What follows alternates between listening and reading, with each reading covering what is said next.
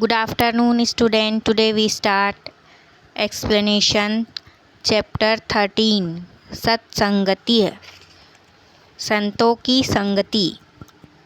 अनुवाद नंबर 1 संस्कृत में पहले पढ़कर सुना रही हूँ, फिर इसका हिंदी में आपको अनुवाद समझाऊंगी। संता संगति सत्संगति कथ्यते। अस्मिन् संसारे यथा सज्जना तथा दुर्जना अपि सन्ति। यद्यपि पूर्वजन्मनः गुणदोषो अपि मनुष्ये जन्मना आगच्छतः, तथापि नहि कोऽपि जनः जन्मतः दुर्जनो वा भवति, अपितु मानवे संसर्गस्यापि विशेषरूपेण प्रभावः भवति। यादृशेन पुरुषेण सह संगति करोति, यादृशेन पुरुषेण च सह तिष्ठति, उपविशति, खादति, पिबति, आलाप संलापो च कुरुते,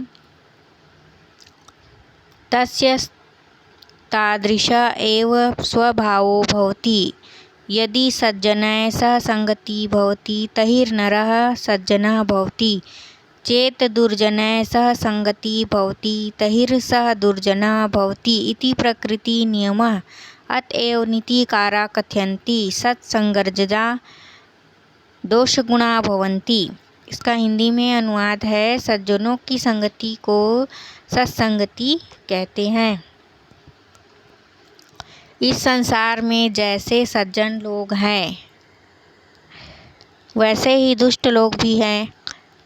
यद्यपि पूर्व जन्म के गुण दोष भी मनुष्य में जन्म से ही आते हैं, तो भी कोई जन्म से दुर्जन नहीं होता, बल्कि मनुष्य में संगति के कारण ही वह विशेष प्रभाव में आता है। वह जिस तरह के पुरुषों के साथ संगति करता है या जैसे आदत स्वभाव वाले व्यक्ति के साथ रहता है, उसके साथ वैसे ही पुरुषों के साथ खड़ा होता है, बैठता है, खाता पीता है और वार्तालाप करता है। जिस प्रकार के पुरुषों के साथ उसका उठना बैठना रहता है, उसका वैसा ही स्वभाव होता है। उसका स्वभाव भी ठीक उन्हीं पुरुषों के जैसा हो जाता है जिनके साथ वह रहता है, समय बिताता है। यदि सज्जनों के साथ संगति होती है तो वह मनुष्य सज्जन होता है, उसके अंदर सद्गुणों का विकास होता है। और यदि दुष्टों के साथ वह संगति कर लेता है तो उसके अंदर दुष्ट प्रवृत्ति का विकास होने लगता है, बुरे दोष उत्पन्न होने लगते हैं उसके स्वभाव के अंदर। यही प्रकृति का नियम है। अतः नीतिकार लोग कहते हैं, अतः विशेषज्ञ जानकार लोग कहते हैं कि संगति से मिलने या साथ होने से दोष गुण उत्पन्न होते हैं। संगति के कारण ही दोष और गुण उत्पन्न होते हैं। अच्छा संगत मिलने पर गुण उत्पन्न होते हैं और बुरा संगत मिलने पर दोष उत्पन्न होते हैं। अगला अनुवाद नंबर 2 सत्संगेन मनुष्येषु बहवः गुणा उद्भवन्ति। सत्संगेन मनुष्यः विवेकवान, श्रद्धावान, शीलवान, परोपकारी, भक्तिमान च भवति। दुर्जनानां संगकरणेन शीलवान, परोपकारी, भक्तिमान च भवति। दुर्जनानां संकरणेन तु दुर्गुणा एव प्रादुर्भवन्ति। सत्यमेव मानवजीवने सत्संग उन्नते सोपानमस्ति। अतः सर्वदा सत्पुरुषाणाम् एव संगति कर्तव्या। शास्त्रस्य तु अयं निर्देशः अस्ति यत् विद्यालंकृत अपि दुर्जना परिहर्तव्य यथा। अब श्लोक है, दुर्जना परिहर्तव्य विद्यालये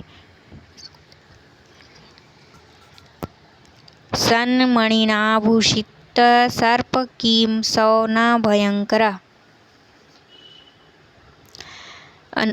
इसका हिंदी में अनुवाद है, सत्संग से मनुष्य में बहुत से गुण प्रकट होते हैं। सत्संग अर्थात सच्चे सद्गुणों से प्रेरित ऐसा मनुष्य जिसमें सद्गुण, उसके स्वभाव में सद्गुण हो, अच्छे गुणों वाला ऐसे मनुष्य के साथ संगति करने से मनुष्य विवेकवान, श्रद्धावान, शीलवान, परोपकारी और भक्तिमान होता है। उसके अंदर भी ये सद्गुण उत्पन्न होने लगते हैं। दुष्टों का संग करने से वह दुर्गुणी अर्थात उसमें दुर्गुण ही उत्पन्न होते हैं। सत्य ही मानव जीवन में सत्संग उन्नति का सोपान है। सत्य ही कहा गया है कि मानव जीवन में सत्संगति करने से वह उन्नति का सोपान है। मनुष्य का जीवन जो है उन्नति की राह पर चल पड़ता है अगर वह सत्संगति का मार्ग अपनाता है। अतः हमेशा सच्चे पुरुषों का ही संग करना चाहिए। अतः हमेशा अपने जीवन में प्रगति करने के लिए, उन्नति करने के लिए सत्पुरुषों की ही संगति करना चाहिए या सत्पुरुषों के द्वारा दिखाए हुए मार्ग पर हमें चलना चाहिए। शास्त्रों का यह निर्देश है कि जो विद्या से युक्त शोभायमान है तो भी दुष्ट है तो उसे त्यागने योग्य है।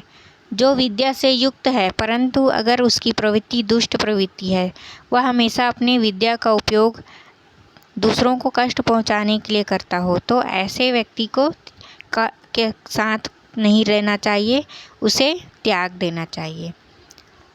जैसे विद्या से अलंकृत दुर्जन व्यक्ति से उसी प्रकार दूर रहना चाहिए। विद्या से अलंकृत जिसे ज्ञान और विज्ञान की जानकारी प्राप्त हो लेकिन वह गुणों से दुर्जन हो, उसके अंदर बुरी आदतें हों और हमेशा वह अपनी विद्या का उपयोग दूसरों को कष्ट पहुंचाने के लिए करता हो, तो ऐसे व्यक्ति से हमें दूर रहना चाहिए। जैसे मणिधारी नाग से, क्योंकि दोनों ही खतरनाक होते हैं। जिस प्रकार मणिधारी नाग होता है, नाग के सिर पर मणि होता है लेकिन वह विषैला होता है, इसलिए वह अगर हम उसके पास जाते हैं तो वह हमेशा हमारे जीवन के लिए कल्याणकारी नहीं होता। अब अगला अनुवाद है, अनुवाद नंबर 3। यद्यपि वर्तमान युगे सज्जनानाम् अभावः प्रायेण दृष्टिगोचरः भवति तथापि सत्संगतस्य महत्त्वं विज्ञाय आत्मनः कल्याणाय च प्रयत्नेन सत्संगः एव करणीयः। सत्यमेव सत्संगति विषये उक्तम्।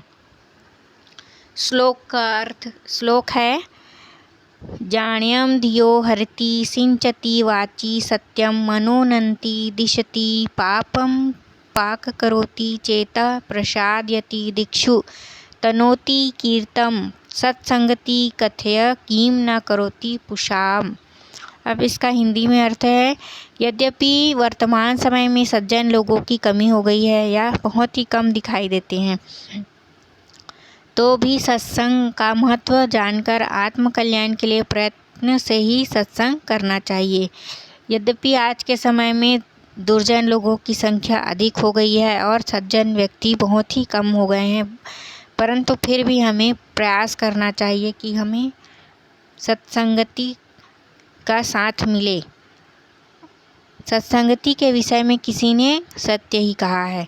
सत्संगति मूर्खता को दूर करती है। सत्संगति मूर्खता को दूर कर